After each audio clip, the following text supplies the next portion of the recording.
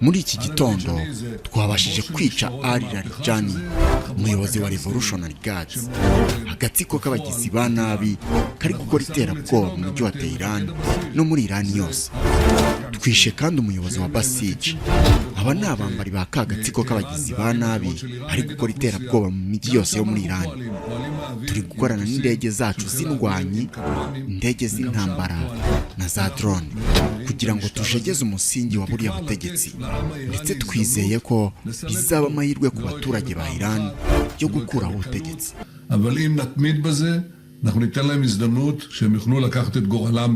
Reka twubike amacupa twegura inyandiko. Ni inzozi mbi z'abanya-Iran kubanyagaza na Palestine muri rusange, bo ni shitani yigize umuntu, idayimoni igenda. Uwo mvuga ni Benjamin Netanyahu, minisitiri w'intebe wa Israeli. This is sheer madness. It's insane and we won't do it. Uyu niwe mugabo umaze imyaka myinshi ategeka iki gihugu nka minisitiri w'intebe, kuko amaze kuyobora Israeli muri manda nyinshi, ariko mu myaka itandukanye akavaho akagenda akongera akagaruka. Mubwo yatorewe bwa mbere kuyobora Israeli tariki ya 18 z'ukwa gatandatu mu 1996, hageza mu 1999. Yaragiye agaruka nyuma y'imyaka 10, maze ku itariki 31 z'ukwa gatatu 2009 arongera aratorwa, arayobora ageza ku itariki ya 13 z'ukwa gatandatu muri 2021. Ubu rero ari mu yindi manda yatangiye ku itariki ya 29 z'ukwa 12 muri 2022, akaba ari utegeka Israeli kugeza uyu munsi. Iyo myaka yose yamwiteranije n'utegetse Israeli igihe kirekire, amaze imyaka irenga 19. Netanyahu mu byaranze ubutegetsi bwe bwose ni ukwiyemeza guhangana n'abanzi ba Israeli, hafi neza nk'uko abaminisitiri b'intebe ba mbere b'iki gihugu nka David Ben Gurion na Levi Eshkol ndetse na Madame Golda Meir babikoze mu myaka ya za 40, 50, 60 na za 70 mu ntambara zihambaye iki gihugu cyahanganyemo n'ibihugu by'Abarabu. Ibi Netanyahu bizwiho cyane kuba ari ikintu yagize intego yo kuva ku munsi wa mbere. Ugiye kureba ku butegetsi bwe, Netanyahu yatanze amabwiriza menshi haba ku kigo cy'ubutasi cya Mossad ndetse n'igisirikare cya Israeli IDF yo gukora ibikorwa byo guhitana abanzi ba Israeli. Ku butegetsi bwa Benjamin Netanyahu ni operasiyo nyinshi zakozwe zihitana benshi mu barwanyije Israeli ntabwo bafite cyangwa kujijinganya. Ibi binatuma Netanyahu agira umwanya wihariye mu baturage b'abanya-Israeli, kuko bisa naho ariyo karita yonyine azi gukina ituma naguma ku butegetsi, ku buryo rwose y'abanya-Israeli babona basumbirijwe kababayeho, abanzi babo bafite imbaraga, bagira bati nimugarure Benjamin Netanyahu ni ushoboye ibi bintu. So to the remaining Hamas leaders and to the jailers of our hostages, I now say, lay down your arms. Let my people go. Free the hostages. All of them. The whole 48. Free the hostages now.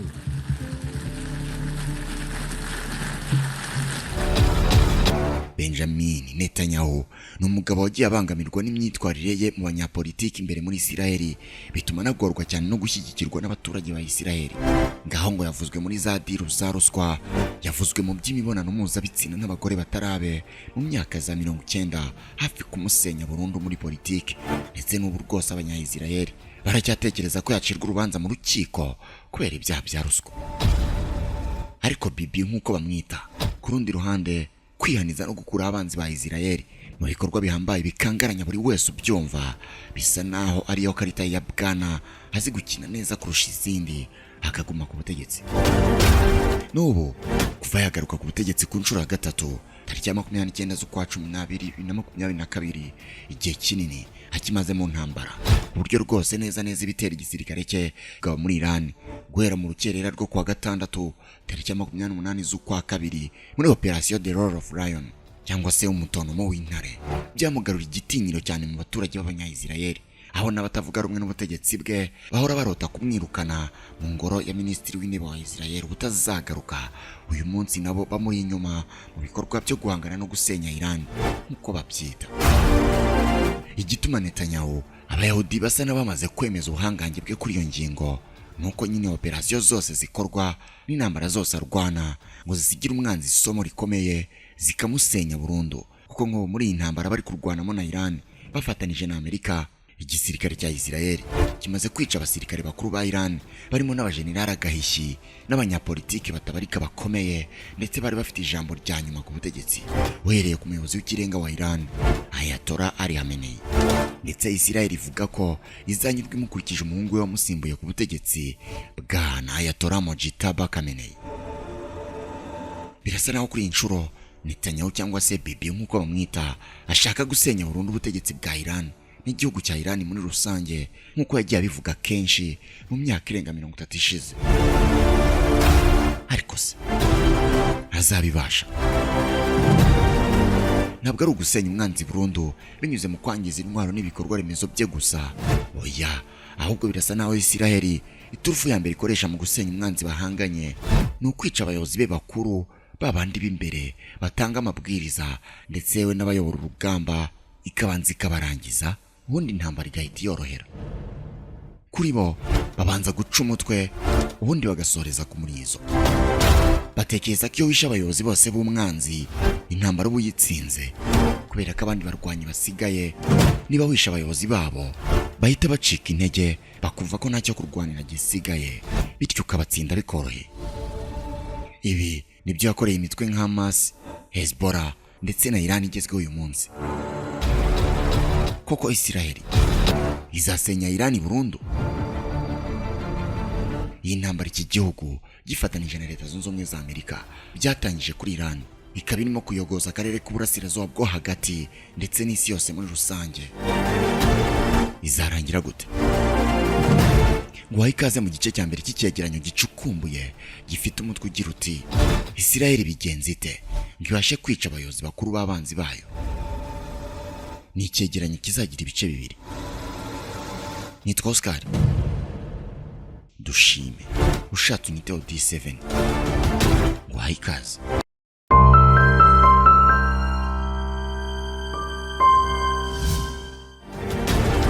Ikaze nanone mu kiganiro cyacu kandi cyanyu. Nyuma y'amezi 9 gusa ariko ubutegetsi tariki ya 7 z'ukwa 10 muri 2023, abakomando b'umutwe wa Hamas bagabye igitero gihambaye kuri Isirayeli, bica abasaga 200, batwara abandi barenga 100 bugwate. Ako kanya Netanyahu yahise ashyuha mu mutwe, atanga itegeko maze ahagurutsa igisirikare cya Isirayeli IDF, ndetse arahirira gusenya burundu umutwe wa Hamas. Netanyahu ibyo bitero yahise abyegeka ko yita umwanzi wa Isirayeli kuruta abandi mu kinyejana cyose cya 21 ari we Iran, avuga ko nta kabuza ari wari uri inyuma y'ibyo bitero. Abaturage b'Abanya-Isirayeli bashyize igitutu gikomeye kuri Benjamin Netanyahu, bamubwira ko yagize uburangare bukomeye bwatumye Hamas ibasha kwinjira muri Isirayeli. Bati Netanyahu ntacyo umaze, Mossad yarebaga he ubwo Hamas yinjiraga ahangaha ikatwikira urubyaro ikadushimutira abantu. Benjamin Netanyahu mu ntangiriro y'intambara muri 2023 yanahuye n'igitutu cy'imiryango y'abafite abantu babo bafashwe bugwate bagashimutwa na Hamas. Ariko Netanyahu mu gusubiza abo bose bamushyiragaho igitutu, yasubizaga ko Isirayeli ihagaze kandi ikomeye kizarwanya Hamas ikayirimbura burundu ndetse igatanga umutekano. Ariko yanavugaga ko igomba kurwanya ubufatanye bw'ikibi yitaga Axis of Evil. Aha yabaga avuga Iran n'imitwe ishyigikiye irimo Hamas nyine, Hezbollah n'abahuti bo muri Yemen. Kuri benshi iki gihe batekerezaga ko Benjamin Netanyahu ari kuvuga amagambo ya politike biri aho ngaho, agira ngo yikize abanyapolitike batavuga rumwe nawe, ndetse n'abaturage bari bariye karungu bamubaza ukuntu yarangaye kugeza Hamas igeze mu midugudu y'Abayahudi igatsemba benshi. Ariko bisa naho Benjamin Netanyahu wari umaze amezi 9 gusa ku butegetsi muri manda ye ya gatatu, we yarakomeje. Bisa naho intambara yaragiye kuyikoresha ngo yigarurire imitima y'Abayahudi bari baramutakarije icyizere ubwo yavaga ku butegetsi mu kwezi kwa gatandatu kwa 2021. gahunda ya mbere ya Benjamin Netanyahu kwari kubanza akihaniza Hamas mu maso y'isi yose mu kwiha gasopo ya nyuma kugira ngo itazongera kumenyera Israel ukundi. Benjamin Netanyahu yahise atangiza ibitero bikomeye muri Gaza, maze igisirikare cya Israel mu bitero bihambaye by'indege zararika Gaza. Abaturage b'abasivile bahinduye ubwisho na Hamas, ntacyo bari bavuze kuri Netanyahu wari wariye karungu, yabiciye kubamara. Impinja zigaramye mu mihanda n'ababyeyi babo bose baguye mu mujinya wo guhora wa Israel. Kuri inshuro Benjamin Netanyahu yahagurukanye umujinya mwinshi cyane wose ahorondumurira kuri Hamas mu bitero bikomeye cyane. Ariko buri wese yatekerezaga ko ari nk'ibisanzwe ko hari hagiye kubaho ibitero by'igihe gito nk'uko byajyaga bibaho n'ubundi. Ariko Netanyahu we yari yamaze gufata icyemezo cyo gusenya Hamas burundu, niyo byamusaba gushyira hasi Gaza yose. Abatekerezaga ko ari intambara y'igihe gito batunguwe no kuba mu mpera z'ukwezi kwa 10, ubwo ni tariki ya 27 z'ukwa 10 2023, hashize iminsi 20 gusa Hamas itangije ibitero kuri Israel. Igisirikare cya Israel kirwanira ku butaka cyarinjiye muri Gaza. Ibintu byari bihinduye isura. Icyo gihe wari umuvugizi w'igisirikare cya Israel, Brigadier General Daniel Hagari, tariki ya 28 z'ukwa 10 2023, yemeje ko igisirikare cya Israel kinjiye mu burasirazuba bwa Gaza mu ijoro rya tariki ya 27 z'ukwa 10. Intego kwari ugusubiza mu rugo abashimuswe na Hamas, ariko ikindi gikomeye nk'uko Bose Netanyahu yari yabivuze kwari ugusenya Hamas burundu.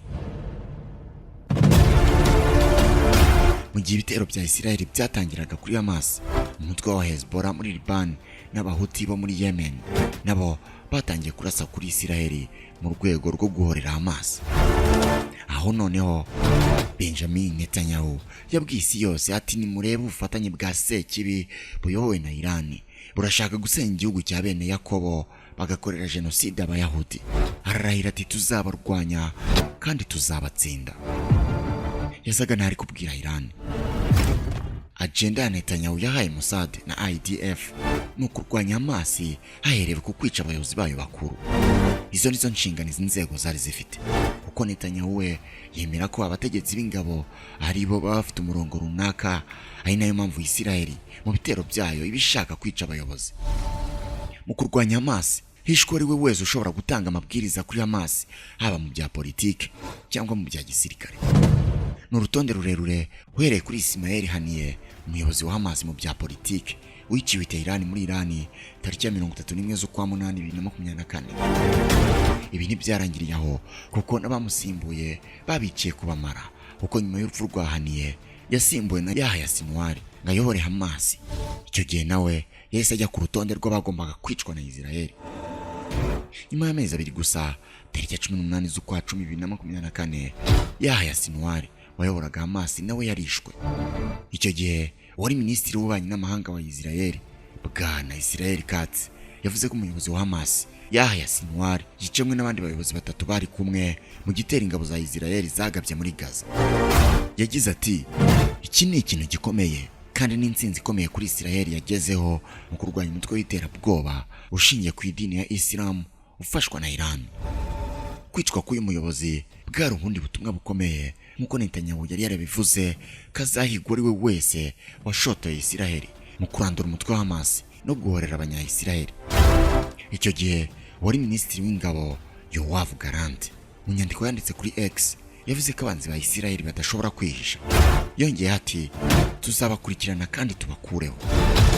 Kwica Sinwar byari intego ya Israel kuva mu kwa 10 kwa 2023, kuko Yahya Sinwar yavugwaga ko ari we wateguye igitero cyagabwe kuri Israel tariki ya 7 z'ukwa 10 2023 mu majyepfo ya Israel, kigahitana abarenga 200 ndetse bagafata bugwata abarenga 251. Kwica Yahya Sinwar byateye ubwoba cyane isi yose, bikangaranya umutwe wa Hamas, kubera ko uyu Sinwar byatekerezwaga ko mu Israel ishobora kwica bose, uyu we bidashoboka, kuko uyu Sinwar yari yarahanganye na Israel igihe kinini, baramuhize baramubuze, ndetse yaraza amayeri yose ya Israel, kuko uyu mugabo yari yarabaye muri Israel imyaka myinshi ari imfungwa. Ntibyarangiriye aho, kuko nyuma ya Sinwar, undi wamusimbuye nawe ariwe murumuna we Mohamed Sinwar, nawe yatangiye guhigwa bukware na Isiraheli, bamuhigira kutamubura kugeza nawe yishwe ejo bundi mu kwezi kwa gatanu mu mwaka wa 2025. Icyo gihe noneho Minisitiri w'intebe wa Isiraheli ubwe Benjamin Netanyahu bakunze kwita Bibi yatangaje ko ingabo ze zishe Mohamed Sinwar wafatwaga umuyobozi wa Hamas nyuma y'aho umuvandimwe we Yahya Sinwar yiciwe.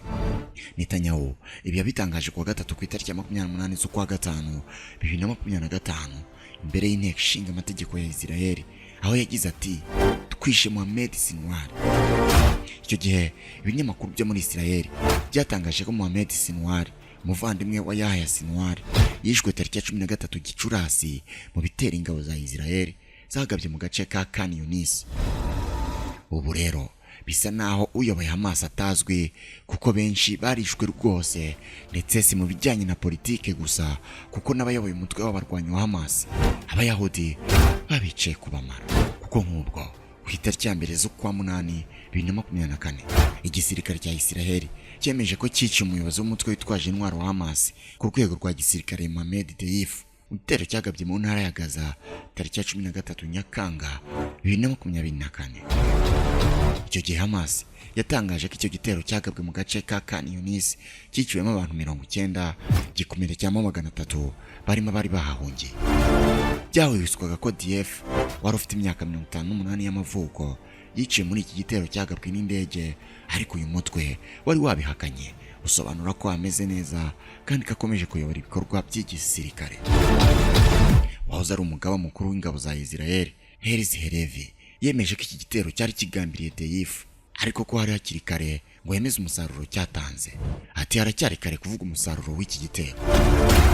Nyuma rero y'ubusesenguzi bwamaze iminsi bukorwa n'iperereza, igisirikare cya Isiraheli noneho nibwo ku itariki ya 2 Kanama 2024 cyatangaje ko Deif yiciwe muri iki gitero. Kiti ubu twabyemeza, Mohamed Deif yarishwe.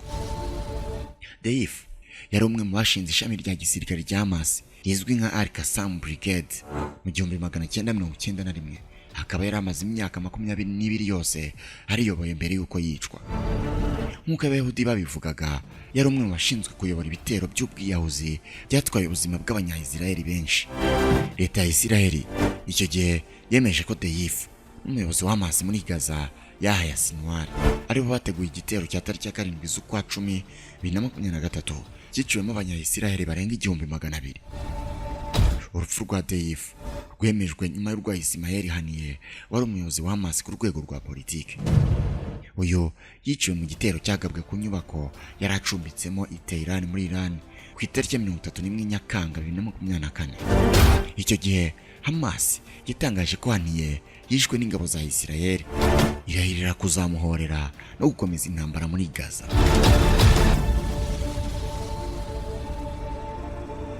Mu myaka hafi 3 ishize intambara irwanwa muri Gaza hamaze kwicwa Abanyapalestine barenga 72,000 nk'uko bitangazwa na Minisiteri y'Ubuzima muri Palestine.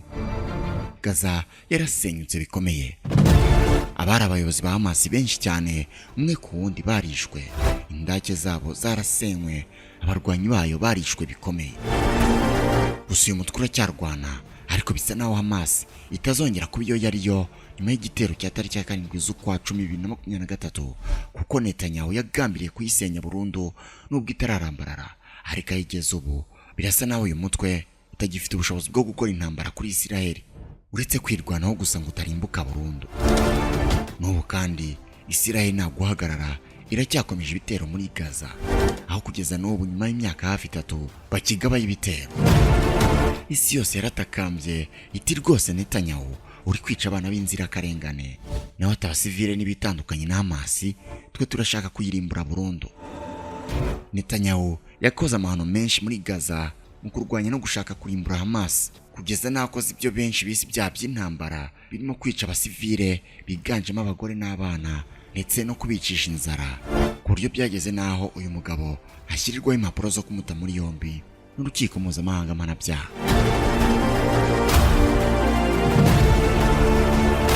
Kurundi ruhande, mu gihe ibitero bya Hamas byatangiraga umutwe wa Hezbollah ukorera mu majyepfo ya Liban nawo wagabye ibitero bya za misile z'ubukana bwose mu majyaruguru ya Isiraheli. Ariko Benjamin Netanyahu ntabwo yari yiteguye kubona Hezbollah nayo imumenyera gutyo gusa. Mu buryo bwatunguranye, Netanyahu yafashe umwanzuro wo gukurikizaho Hezbollah nayo akayisenya bihambaye. Yarabirahiriye kandi umuheburayo yatangira kubishyira mu bikorwa. Nyuma yo kunegeka za Hamas yica abategetsi bayo, Benjamin Netanyahu yahaye amabwiriza igisirikare cye cya IDF ndetse na Mossad ngo bahige bukware abategetsi ba Hezbollah babice bose. Uwo Benjamin Netanyahu yashakaga cyane cyane mu bitero byo gusenya Hezbollah umuyobozi wayo Sheikh Hassan Nasrallah. Ibyo byasaga n'ibidashoboka kuko kuva mu 1992 uyu mugabo yari yarahizwe bikomeye, ariko kuva mu kwa 10 kwa 2023 Netanyahu wari wariye karungu yumvaga ko yamubura.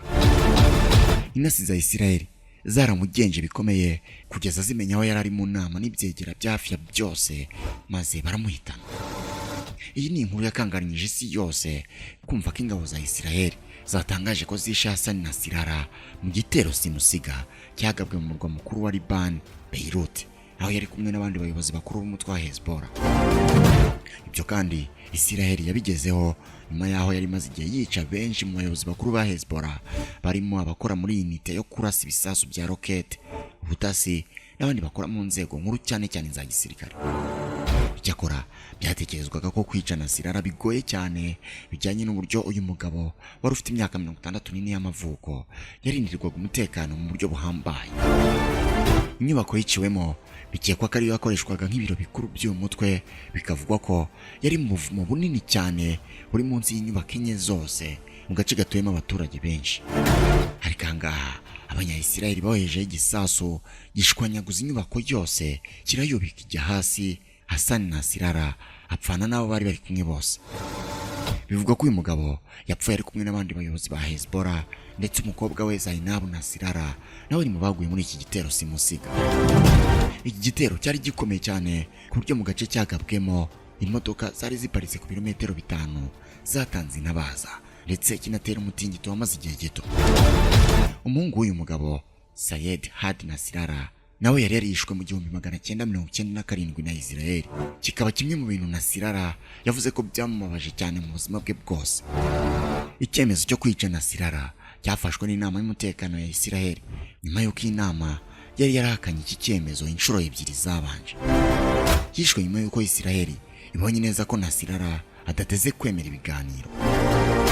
Urugendo rwo kumuhitana rwatangiye ku itariki ya 8 Nzeri 2024 ubwo abakomando kabuhariwe ba Isiraheli bagabaga igitero simusiga mu majyaruguru ya Syria, aho Hezbollah na Isiraheli bani mu bikorwa byo gukora ibisasu bifite ubushobozi buhambaye. Nyuma yo kumenya ayo makuru, Isiraheli yahise itangira gutegura iki gitero. Aha muri Syria hari laboratoire ikora intwaro igenzurwa na Hezbollah ikorana n'abahanga baturuka muri Iran. Nyuma yo kwangiza iyo laboratoire, Isiraheli yaje kugaba ibitero ku byombo by'abarwanyi bayo maze abagera kuri 40 barapfa, abandi barenga 3,000 barakomereka bikomeye, harimo 1,500 babuze ingingo zabo. Nyuma y'ibi, ubuyobozi bwa Hezbollah bwatangiye gukoresha inama mu buryo bwo guhura aho gukoresha ikoranabuhanga. Ibi nibyo Isiraheli yuririyeho itangira gushaka uburyo yazatega abayobozi ba Hezbollah bahuriye ahantu hamwe. Mu gihe igitero cyabaga, Isiraheli yamenye amakuru ko Nasrallah yatumije inama n'abayobozi bakuru ba Hezbollah, biba ngombwa ko iki gitero gitegurwa. Mu kuyobya uburari, Minisitiri w'Intebe Benjamin Netanyahu yateguye urugendo muri Leta Zunze Ubumwe za Amerika. Urugendo rwa Minisitiri w'Intebe wa Isiraheli Bwana Benjamin Netanyahu ajya New York rwari rugamije kurangaza Nasrallah, bigakekwa ko ibi byatumye yumva ko nta kibazo gihari cyane ko kenshi ibyemezo bikomeye ari we wanyuma ubifata, kandi akaba yarabizi ko kumwica cyari icyemezo cyaba gikomeye. Icyakora nyuma gato yo kuvuga ijambo rye mu nteko rusange ya Loni, Netanyahu yahise ajya mu cyumba yararagamo afatiramo icyemezo cyo gutanga itegeko ryo kwica uyu mugabo. Nasrallah yewe Hezbollah mu gihe cy'imyaka 32 yose, aho yatangiye kuyiyobora akiri muto cyane ku myaka 32. Yayifashije kuba umutwe ufite imbaraga, aho igisirikare cyawo gifite imbaraga kurusha igihugu cya Liban nyirizina, ikanagira intwaro nyinshi kandi zigezweho kurusha icyo gihugu. Akimara kwicwa, amakuru yagiye hanze yavugaga ko ashobora gusimburwa na mubyara we Hashem Safieddine wari usanzwe akora cyane mu bijyanye na politike muri uyu mutwe aho kuba ibya gisirikare. Ariko nawe yararaye ntiyari yiriwe. Ayo mahirwe yo kuyobora uyu mutwe ntiyayabonye kuko kuwa kabiri tariki 22 Ukwakira 2024 mu masaha y'umugoroba nibwo igisirikare cya Israel cyemeje ko nawe cyamwiciye mu gitero cyagabwe i Beirut muri Libani mu byumweru hafi 3 byari bishize, ubwo hari nyuma gato yo kwicwa kwa Hassan na Sirara. Itangazo ryasohowe na Tsahari rigira riti ubu noneho twakwemeza ko mu gitero cyabaye mu byumweru hafi 3 bishize Hashem Safieddine, umuyobozi w'inama njyanama ishinzwe gutegura ibikorwa by'iterabwoba muri Hezbollah, yiciwe mu gace k'icyaro ko mu majyepfo ya Beirut. Muri icyo gitero kandi Israel yatangaje ko yiciyemo uwitwa Ali Hussein Hazima, nawe wari mu bayobozi bakuru ba Hezbollah.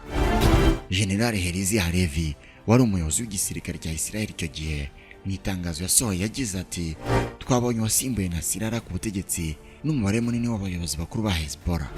Tuzagera ku wundi wari we wese uzahungabanya umutekano w'abaturage ba leta ya Israel. Ubwo kubagiraho yavugaga ni ukubica nyine nta kindi. Tariki ya 8 Ukwakira 2024 Minisitiri w'Intebe wa Israel Benjamin Netanyahu muri video yageneye abanyaribani yavuze ko Israel yishe abantu bakora iterabwoba harimo na Nasirara uwamusimbuye ndetse n'uwasimbuye uyu mushya. Muri make bishe Nasirara, bica uwasimbuye Nasirara, bica nanone uwasimbuye Nasirara. Israel ntiyarekeye aho kuko yagabye ibitero kuri Hezbollah birimo guturitsa ibikoresho by'itumanaho bya Hezbollah byahitanye benshi, aho dukoresho twitumanaho twihariye twitwa Pegas abarwanyi bifashishaga mu gutumanaho no guhanahana amakuru. Israel yaraduturikije bityo abari badufite bose turabakomeretsa bikomeye, abandi turabica. Iyi operation nayo yari yateguye imyaka irenga 10 yose, tuzayivugaho mu buryo bwihariye. Ntibyarangiriye aho kuko rwose Benjamin Netanyahu wari wamaramaje gusenya Hezbollah yafashe umwanzuro wo kohereza ingabo mu majyepfo ya Libani guhashya Hezbollah. Tariki ya 1 z'ukwa 10 2024 ingabo za Israel zatangije ibitero byo ku butaka mu majyepfo ya Libani mu rugamba rwo gutsinsura umutwe wa Hezbollah. Ibitero byatangiye nyuma y'igihe kirekire Israel ikoresha indege z'intambara mu majyepfo ya Libani, cyane cyane mu gace kegereye umupaka wa Israel na Libani. Ibitero byagabwe nyuma y'aho abanyapolitike bakomeye muri Israel bose bari bamaze kubyemeza ko ari cyo cyiciro gikurikiyeho ku rugamba rwo kurwanya Hezbollah, umutwe wavuga ko ushyigikiwe n'ingabo za Iran.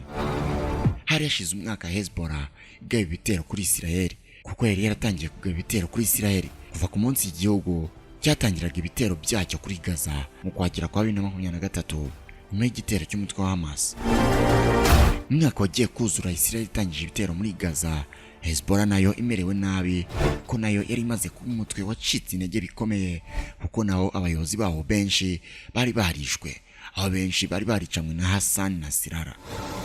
Gusenya Hezbollah bikomeye byarakaje cyane Iran kuko yasaga naho ari ubwayo yaremye umutwe mu bushobozi bwawo, maze nayo igaba ibitero bya za misile ballistique, misile zitabarika kuri Israel muri operasiyo yamenyekanye nka True Promise, isezerano nyaryo ryo kugaba ibitero kuri Israel bikozwe n'igisirikare cya Iran.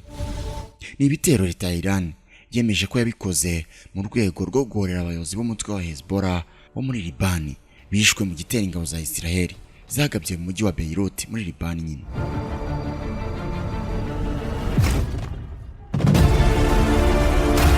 Ngayo nguko uyu niwo musozo w'igice cya mbere cy'icyegeranyo cyihariye kibazaga ngo Israel bigenze ite kugira ngo ibashe kwica abayobozi bakuru b'abanzi bayo. Mu gice cya kabiri nzakubwira noneho ko ntambara yihariye ya Israel na Iran yari igiye gutangira igamije guhorera abayobozi ba Hezbollah n'aba Hamas, ariko nyamara mu buryo bw'imbusana ahubwo bikarangira ihitanye umuyobozi w'ikirenga wa Iran n'umuryango we hafi ya wose, cyo kimwe n'abandi bayobozi bakuru muri politike n'igisirikare batagira ingano. Intambara n'ubu igikomeje. Wakoze cyane kubana natwe muri iki gice cya mbere. Nitwa Oscar. Dushime ushatse unyite D7. Naho ubutaha Imana ibarinde.